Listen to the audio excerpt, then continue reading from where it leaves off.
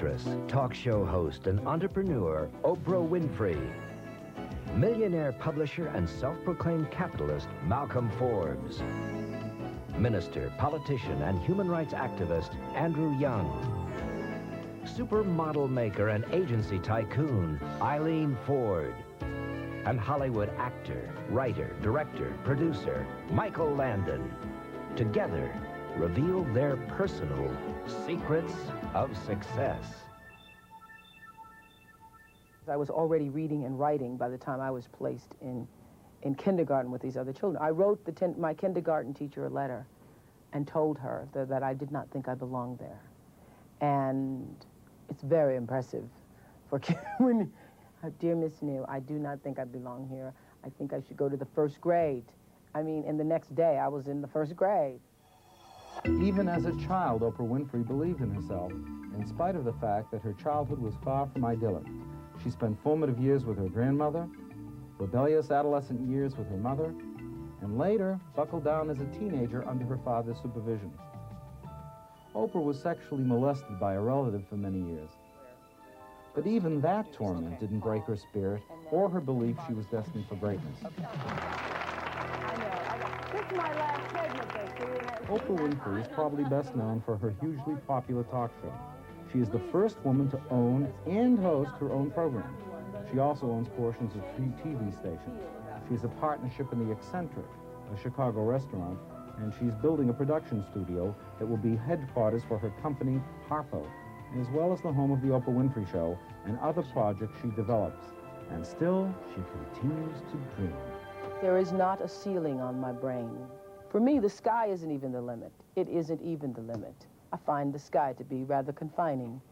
So, really, I do not know. I don't know what I will end up doing. I know that this is just the beginning. I suppose the greatest present I ever remember getting was when I was about 12 or 13, thereabouts, getting a small mimeograph. I think it was $30, on which I could then turn out my Boy Scout newspaper, my class newspaper, I could get in the publishing business. That present may have marked the beginning of Malcolm Forbes' entrepreneurial spirit. He is now the chairman, editor-in-chief, and sole owner of Forbes magazine, which was founded by his father, B.C. Forbes, in 1917. He likes to say he earned his success the old-fashioned way. He inherited it. But Malcolm Forbes expanded the empire to include a chateau in Normandy, France, his own Fiji island, and some unique collections, including one of the largest Fabergé art collections in the world. Malcolm Forbes was a New Jersey state senator for 7 years. In 1957, he won the Republican nomination for governor, but lost the election. He has 5 children and believes in living his life to the fullest, which includes riding his motorcycles and flying his balloons. Your beacon has to be, am I having fun? Because money and income and status, all those things are fun to have, but they're often byproducts of the success that can only come when you are enjoying what you're doing. I think the last year I was in college, even though I was a biology major, I started reading philosophy. I would go to the Library of Congress and I'd just wander through the philosophy sections and I'd pull books down off the shelf on a Sunday afternoon. It was my first introduction to ideas. And I think I was concerned about what really is the meaning of life. Andrew Young decided to spend his life serving others and changed his direction from dentistry, like his father, to the ministry. He helped lead the civil rights movement as a top aide to Dr. Martin Luther King, Jr. Years later, he ran for Congress, losing once, but then winning the bid as the first black Georgia congressman in more than 70 years. In 1977, President Carter appointed Andrew Young U.S. Ambassador to the United Nations, where he was known to speak his mind. He later resigned under pressure and went on to become the mayor of Atlanta, an office he was elected to in 1981. His wife, Jean, and their 4 children know him to be a man who still follows his conscience. And I don't make deals in politics. If a thing is right, we work on it together, regardless of whether you supported me on the last issue. I just figure that's the only way I can be. My mother told me I was going to be a lawyer. My mother told me I was going to college. So I believed her. It was an age where you believed your parents, don't forget. It wasn't the time of, say, the 60s when people doubted their parents' wisdom. I didn't doubt my parents' wisdom. Eileen Ford went to college, but she didn't become a lawyer. Instead, she and her husband Jerry founded Ford Models, Inc., reputed to be the largest and most lucrative modeling agency in the world. Eileen Ford modeled part-time in college. Her agency was formed when she started booking modeling jobs for friends in 1946. The corporation now includes a men's, children's, and television division. Tonight, 32 beautiful women from around the world compete for modeling's biggest prize. Eileen Ford has also become known for her search for the supermodel of the world. The grand prize was a $250,000 contract at the agency. 3 of her Ford children, Bill, Lacey, and Katie, all work for the agency. I think she cares so much about what she does that she can't let something fall through the cracks. She can't stop looking at it. She can't stop thinking about it. It consumes her. My strengths are the fact that I believe what I'm doing is right and that I am creative. I'm highly creative about business. I mean, I can remember unloading freight cars in North Hollywood, and at the end of the day, I used to feel exhilarated, exhausted, because, damn, I unloaded better than everybody else did, and I knew it. Michael Landon still gets the same pleasure from a hard day's work. His lifting now takes place in a gym where he keeps himself in shape. His strength helps him think more clearly. He's been a Hollywood actor for over 30 years, becoming famous in 1959 as Little Joe Cartwright.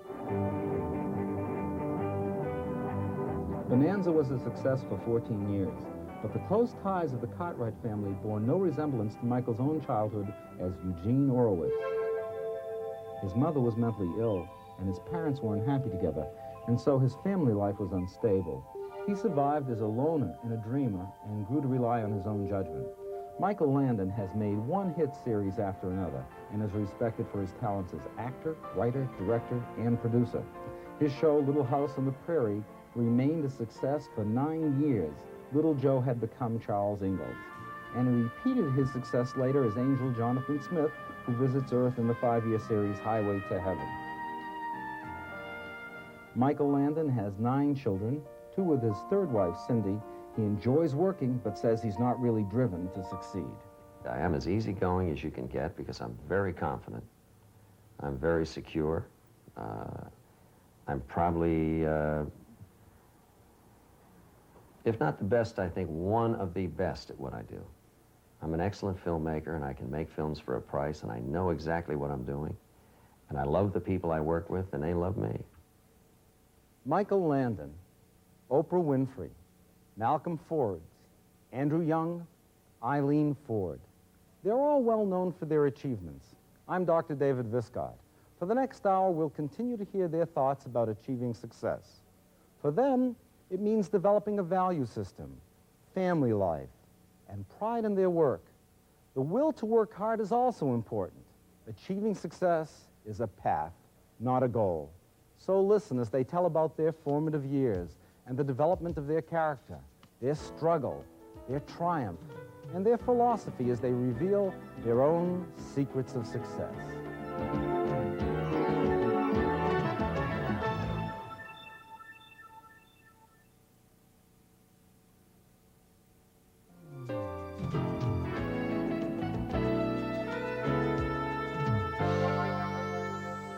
So what are the secrets of success? Our guests will tell you. They have strong opinions about the qualities that breed success. I work hard. I'm pathological about working. I really am. I love to work. It is for me. Yeah, people say, what do you do to relax? I'm perfectly relaxed working. I don't believe in pretending with my friends. I don't believe in pretending in my relationship. I don't believe in, pretending with when I had bosses. I just don't fake it. I don't pretend to be something that I'm not. in any way, shape, or form. I have a lot of moxie, and had from the moment I came to this town. I was never, and you have to have that if you're going to make it in this business. I mean, you have to be willing to hang around outside the door of the agency and do the scene from the time that agent hits the front door till he or she gets to her car. We say what we believe. We're honest with everybody we deal with, client or model. And we really work hard for a girl's career. I was always determined to be my own person, and I wasn't going to let anybody tell me what to do. The premise always is somebody has to be an SOB to get ahead. They've got to step on people in the corporate ladder, etc. And while there are those who do seemingly get ahead that way, they're a minority. Well, that's encouraging news, and it may just burst the popular myth that you have to be an SOB to get ahead. These people subscribe to the old ethic of hard work, honesty, integrity, and most importantly, I think, of gumption. Well, here are some more personal qualities that contribute to success. I think that they're people who take pride in their work, who enjoy their work, who hopefully realized at an early enough age how important it was to shoulder responsibility. To be successful, you have to be lucky, and I'm very lucky. I learned that, and I assumed that I had to learn it when I was very young, because it's something that's always been a part of me. And it was communicated to me by my grandmother that you just are responsible for yourself. It's you. You are it. You can't be the best skier in your class if you're in school, or you can't make the team if you aren't really wound up about it. And that you have to want something to work enough to get it.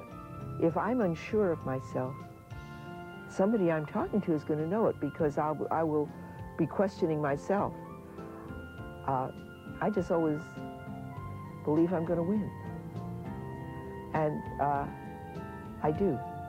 Money's not worth working for. It can't give you the things that you really need for the most part. That when money becomes a goal in itself, or when money becomes the determinant of success, you've missed something. You heard correctly. Money is not worth working for. That's what Andrew Young just said. And the other four agree with him. As remarkable as it may seem, they all did what they loved to do, and the money came later. Some other things that they have in common: they take pride in their work, they trust their judgments, and they're comfortable with the responsibility. They have a strong interest in other people, and they feel a need to make a contribution to the world. They don't force events, they take life as it comes, and they adapt to its changes. And they're dreamers. They have a higher purpose to their life, and they're passionate about life. They have a deep-seated respect for themselves. When we return, we'll find out how they became successful, and we'll start with their childhoods.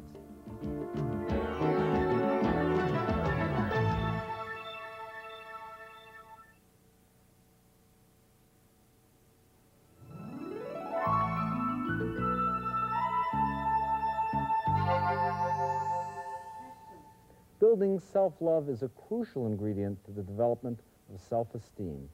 Malcolm Forbes and Michael Landon have very different memories of being loved by their fathers. I forget what it was I'd done, but it wasn't anything important. But my mother was extremely angry and wanted him to do something. And I could hear her screaming in the other room at him, screaming at him to do something. Well, he was so frustrated, he came into the room and didn't know what to do, and he hit me. And he wore a little pinky ring, and it cut my lip. And he cried. And left the room, and I thought that was great. Because I saw that he loved me. The caring is in the eye, in the tone, in the embrace, in the scolding. The people we spoke with remember being loved and encouraged at some time in their childhood. They also remember the rules they had to obey. It was this balance that helped form their character because love makes discipline work. Now, the Forbes were very closely knit, and they were also rich, but the children were not spoiled. Young Malcolm received a lot of discipline from his father and just as much encouragement. I was interested and been putting out little newspapers ever since I was 7 years old. He encouraged me in that, and encouraged me in writing. He was a loving parent, but a strict one. He was a Scottish Presbyterian, and he had certain dour Scottish principles, not just in terms of money, but strong morality, attitude, and right and wrong, and a very great emphasis on schoolwork. He went over our report cards rigorously and great regularity. An A was a pat in the back, and a B was fine. A C was what's wrong, son, and a D was beyond the pale. We were encouraged to speak our mind, but I'll tell you what was paramount also in our household was obedience. We always had to earn our allowances. First time I wanted a bicycle, I had to save for almost a whole year. We weren't spoiled in the sense of indulgence. We had to earn our allowances, and we could relish how we spent them. The main thing with your children, and that we've tried to do, is you've got to encourage them to do, to be and to do what turns them on, and to be what they want to be.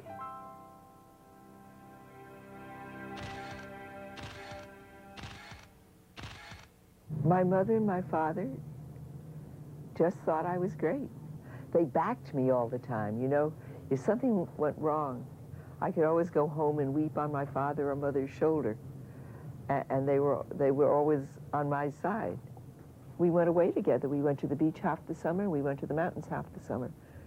We picked berries in the mountains, went swimming, and we swam at the beach. My father taught me to read. By the time I was 5, I could read a newspaper. I always wanted my mother and father to be proud of me. You know, I never wanted to come home with a bad report card or anything like that. Well, they'd have killed me anyhow, I was sure of that. Or they'd have taken away my telephone privileges. That would have been the worst thing anybody could do to me. I'm glad I went to Sunday school, I'll say that. I do think that you owe your child a chance, no matter what religion it is you believe in, to be exposed to that religion, because all religions give you a set of rules to live by.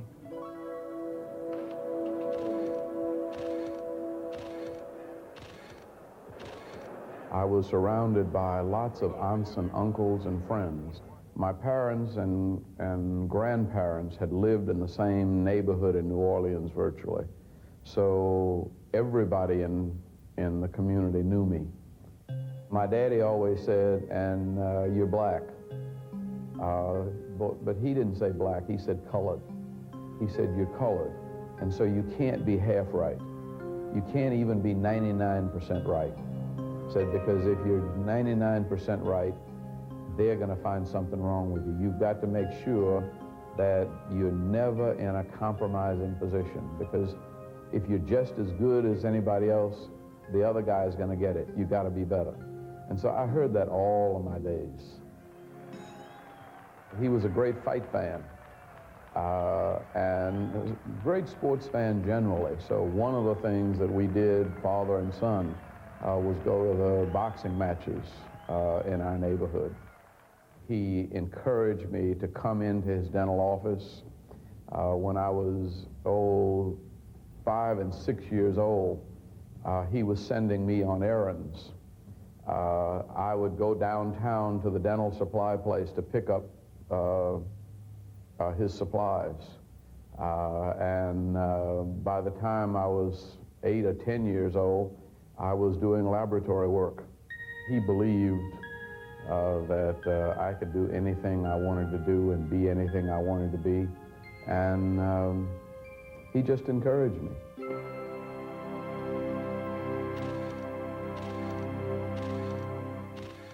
The most important thing my grandmother did for me is the same thing my 4th grade teacher, Mrs. Duncan, did. She somehow did not stifle my ability to believe in my own possibilities. Because nobody told me I couldn't do, I just assumed that I could. People used to ask my grandmother all the time, can we get your granddaughter to be on program?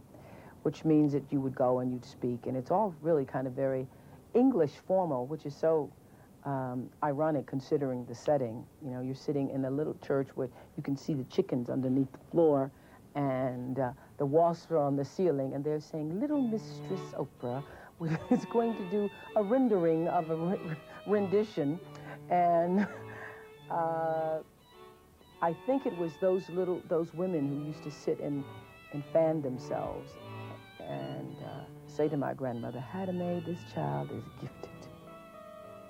I think those were the early seedlings for me to begin to believe that, yeah, I can. Yes, I can. So encouragement is important, but then again, so is discipline. It's finding the right balance between the two that inspires children to grow, develop their talents, and create their own successes. But each of these successful people had obstacles to overcome. The lessons they learned made them stronger. When we come back, we'll hear how they faced their childhood challenges and made the best of them.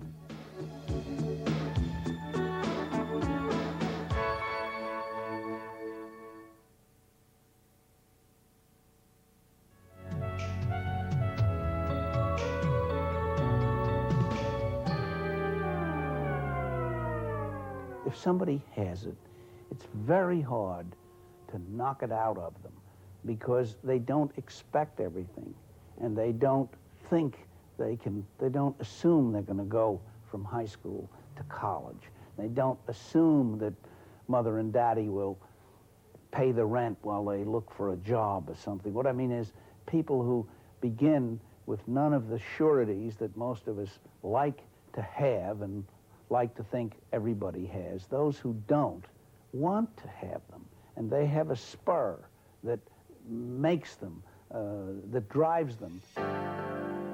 Having encouraging parents certainly does help children discover their talents and develop belief in themselves. But several of these people came from troubled home environments that may have strengthened their characters by pushing them to rise above the challenges they faced. Their struggle, in fact, may have forced them to develop their own life dreams and directions. But maybe, just maybe, they were born with the will to succeed.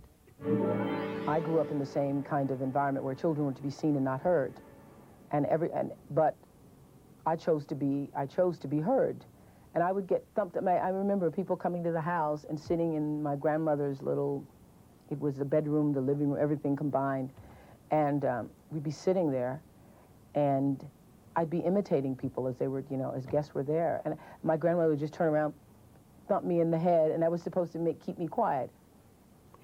Do that, and then I'd be quiet, and I'd sit there with my lips poked out for about 5 minutes, and lo and behold, I'd find some steam from somewhere, and I'd start again. I'd get thumped again, twice, upside the head. And I remember one time people were over, and she just turned the chair around because I would not stop talking. And the thing about being thumped in the head in front of people, it's so humiliating. It's terribly. It doesn't hurt as much as it is humiliating. But my grandmother could do it, so you'd hear plunk, and everybody else would see it, and they try to act like they didn't see it, but they'd see it. It's just so humiliating.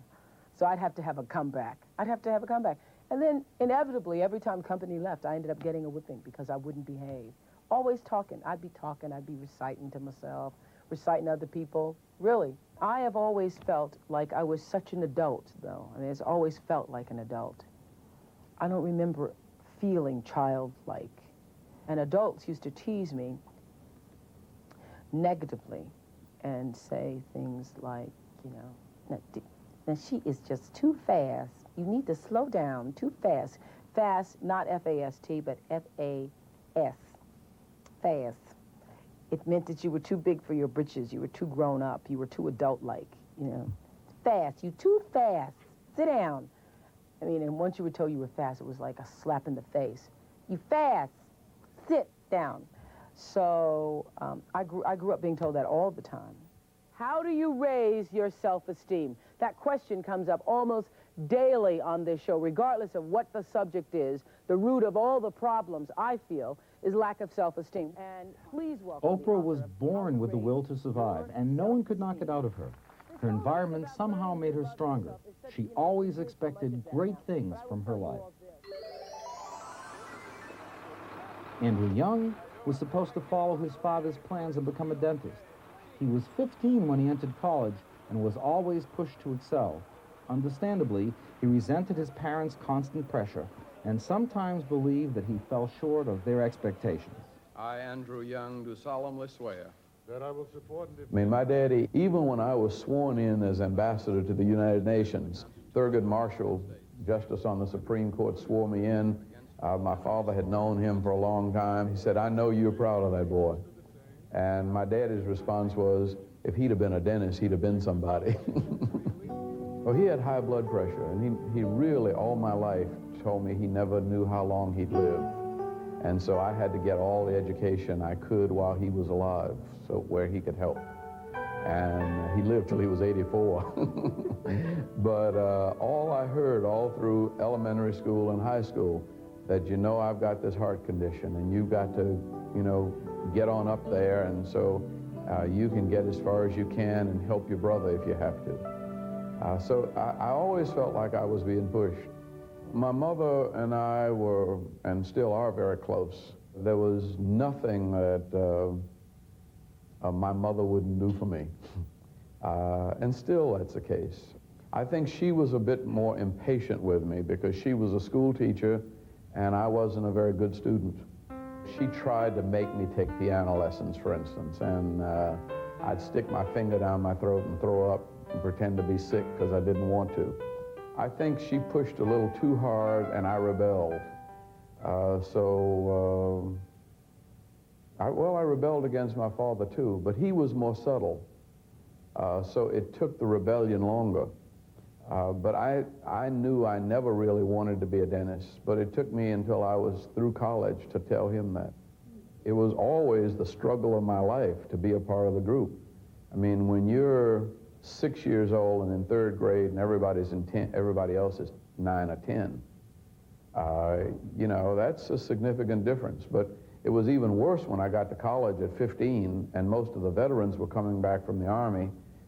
And the two guys I was running with, one was 28 and one was 31, and I was 15. I always wanted to play football. I always wanted to play basketball. The coach would come by my house every summer to see if I'd grown, because he identified me as a person with a tremendous athletic potential. I was just 3 or 4 years younger than everybody else, and I didn't really grow until I was in college. And so the only years that I participated in sports were my last 2 years in college. And then I was on the swimming team and track team. But I always, you know, I always felt kind of shortchanged. Nobody wants to be, well, the phrase that my father used to use was stick in the mud. The phrase now would be nerd. And I think that for every child, peer group acceptability is probably one of their highest priorities. The strict guidelines that ruled Andrew Young's and Oprah Winfrey's lives caused them to rebel.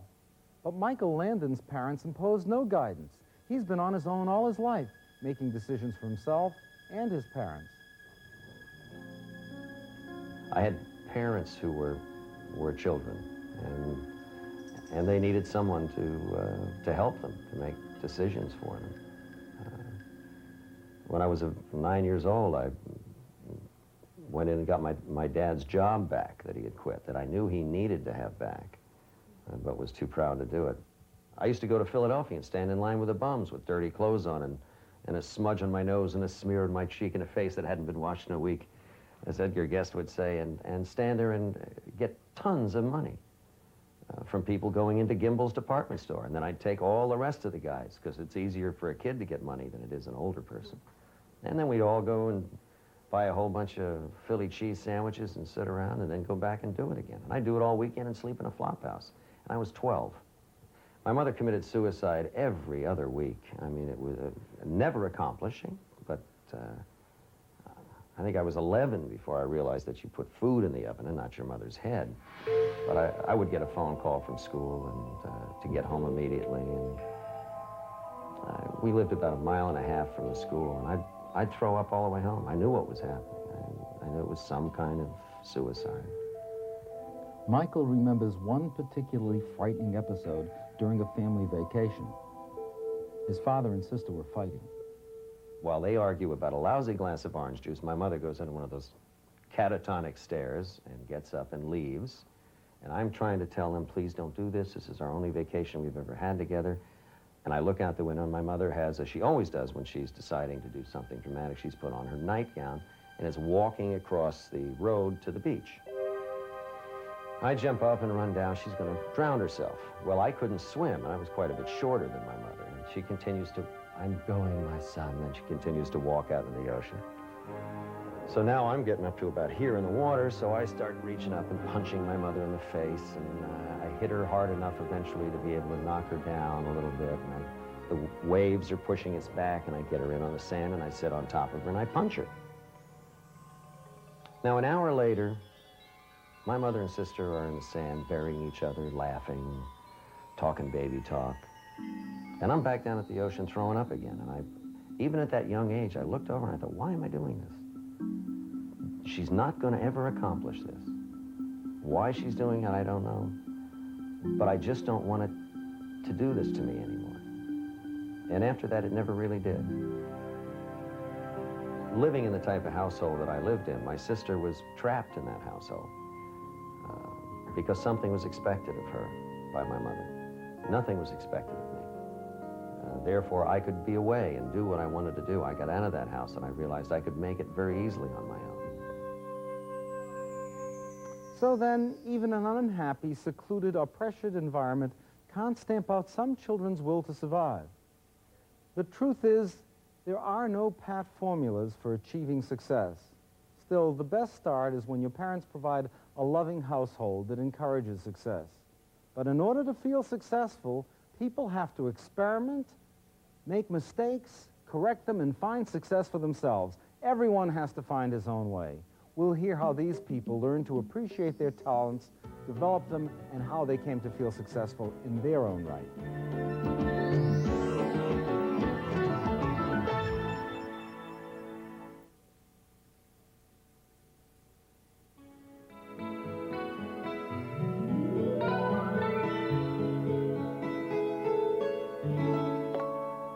The experience of failure is very consequential to success. And the worst thing to success is easy success at the beginning. People can't handle it if they've never experienced heartache and headache. That's so true. Parents can't take away, and they probably shouldn't take away, all the stumbling blocks of childhood. In fact, the most important part of feeling successful comes from children overcoming their own personal crises. Learning from trial and error builds accomplishment.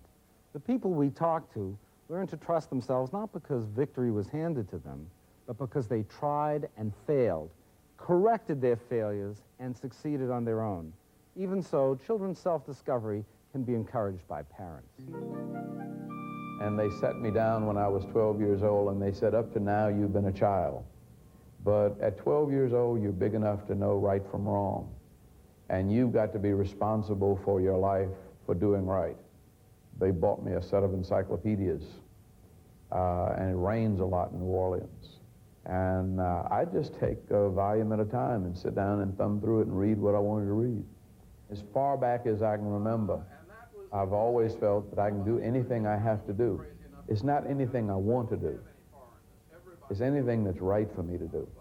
What I learned from losing a congressional race was that I didn't know anything about campaigning. And I did what people said you're supposed to do. And that wasn't what I was supposed to do. We found a way to run a campaign the way I'm supposed to run a campaign. And it worked. I know this city is a great city, and I know I've had a lot to do with helping it to become that way. Very seldom does anybody in the press say that. In fact, most often, the daily news is what's wrong with the city. You're always getting blamed for everything that's wrong, and you're never getting credit for anything that's right. So if you're waiting for other people to tell you that you're successful, you'll never get it. There's got to be a certain peace and a certain inner conviction that you've done your best. I remember when I first started directing on Bonanza, I had to con my way into getting the job because no one would believe for a minute that little Joe had the ability to direct a show. And even the crew wanted to help me right from the very beginning because I did want to do things differently. And I had to sit all the guys down and say, hey, fellas, I said, I know you care about me and you want to make sure I do well at this. I said, but trust me, I know what I'm doing. And that self-assurance was spawned in childhood through his own will and through his dreams. I could spend a summer totally alone. When school would be out, I would leave the house before the sun came up with a fishing rod, and I'd come home after the sun went down. And I dug a cave, and I put some canned goods in my little cave, and I built a little pallet and put straw down so I could lie in my little cave in the little woods near my house. And I would fantasize about being all these different people, some in comic books. I was always fighting Germans. I was Green Arrow swinging in the bank over the head of the girl I liked at school, saving her life and the lives of my friends. I was just a dreamer that way. I loved it. Once the javelin came along and I was good at something, I didn't need to be encouraged by anyone after that. And that was a miracle. I was 85 pounds when I threw that thing. When I graduated from high school, I weighed 126 pounds. And I was the best javelin thrower in the United States of America. Now, there's something very special about that. In retrospect, I think it is because living on my grandmother's little, 2-acre farm, and being so secluded from the rest of the world, rest of the racist, very racist world, I had an opportunity to believe in myself. I had my little corncob dolls. I had the pigs in the pig pen. I was just me. And so I had a chance to develop my own creativity and develop the who of who I was.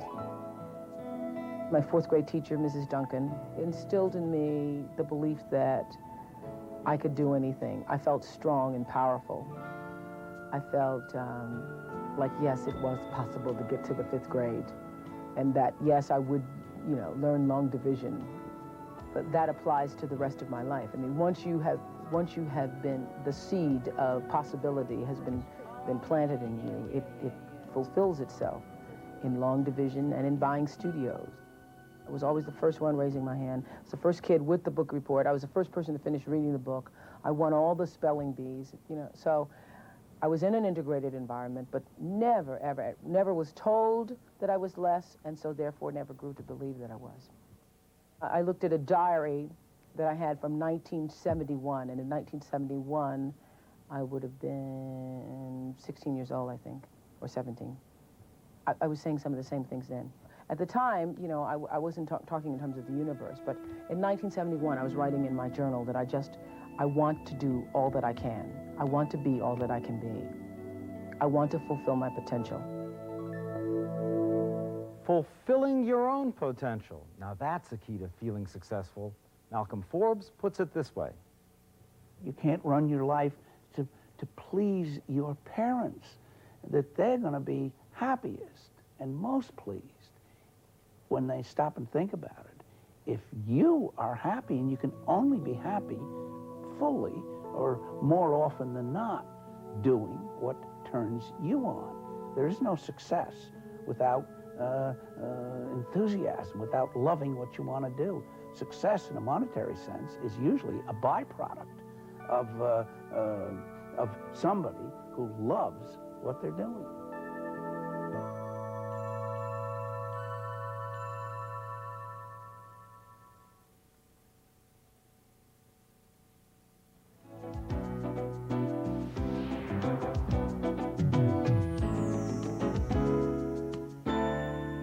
Throughout this program, we've become acquainted with Andrew, Oprah, Malcolm, Eileen, and Michael, with their childhoods, their triumphs, and their challenges. We found out how they were molded into the people they've become. And now let's listen as they share their philosophies with us.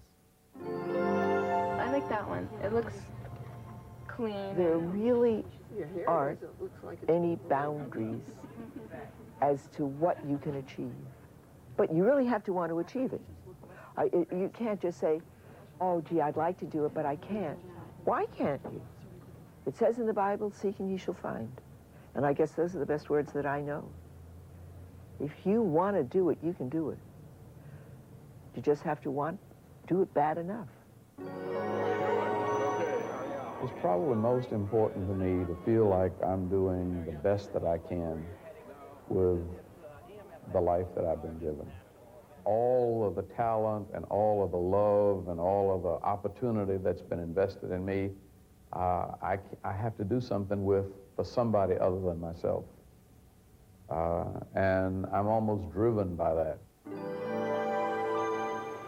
A lot of people don't want to leave the hometown they grew up in, or they don't want to leave the homestead. They don't want to venture out. They'd rather sort of nest in the security of familiar circumstances.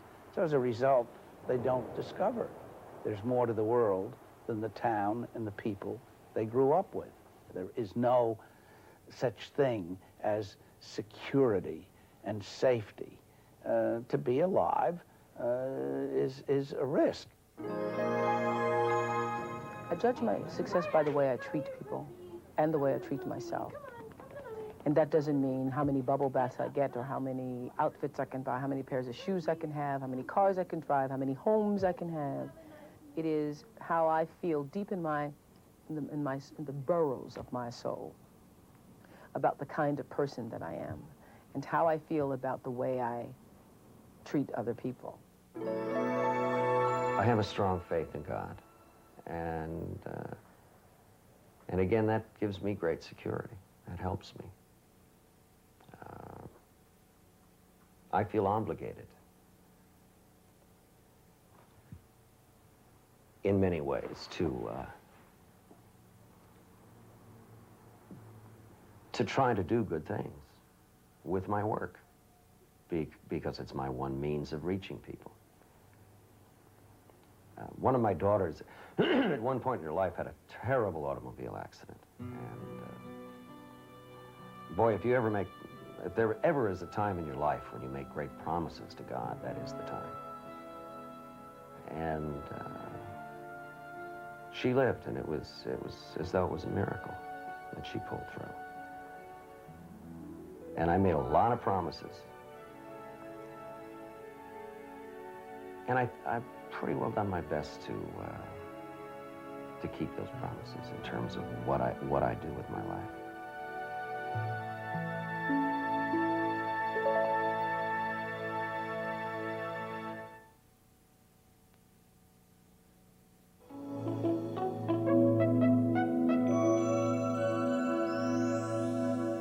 You don't have to be famous to feel successful, but you do have to believe you belong. That sense of belonging can be nurtured through a healthy family environment that supports your independence. How do you do it? Well, spending time with your children, providing love, giving encouragement, sharing traditions, and real rules that guide while giving room for personal development. All these can create a sense of individual worth. Parents cannot hand success to their children. All you can do is provide an environment and the opportunity for your kids to make their own mistakes and discover for themselves. And while some children may be born with the will and desire to succeed in life, everyone has to make their own mistakes, risk failure, and find their own success in order to feel fulfilled. That's what it's about, isn't it? Feeling fulfilled and proud of your achievements and your role in life are the true secrets of success. And then you'll be able to watch the patient's vital signs, and Whatever you'll be. Just do the best you can one day at a time, and the future takes care of itself. Because I think that really the key to success is being who you are and not letting anybody else tell you who you are, not trying to be what anybody else wants you to be. My children and my grandchildren and my husband are everything to me. Because without them, what would I have? It wouldn't matter if I had all the money in the world. Don't make me laugh. I'm kind of old-fashioned in that I believe that a man's name is his real legacy to his children, his character, the way he's lived his life. Has he been fair? Has he been honest with people? I like to be remembered as an honest guy, a fair guy. I've tried. Didn't try 100% all the time, because nobody does, but good percentage. Good percentage. Jeff, how are you? Doing good, doing good. Every single human being is created for greatness. And the problem is society confuses fame with greatness. They're not the same. They're not the same. Because there are a lot of famous people who aren't great. And many, many, many great people whose names we will never know. If you know who you are and you know what you're here to do, and you concern yourself with doing that, then it is only a natural, universal process for you that things turn out the way they should. They just always do.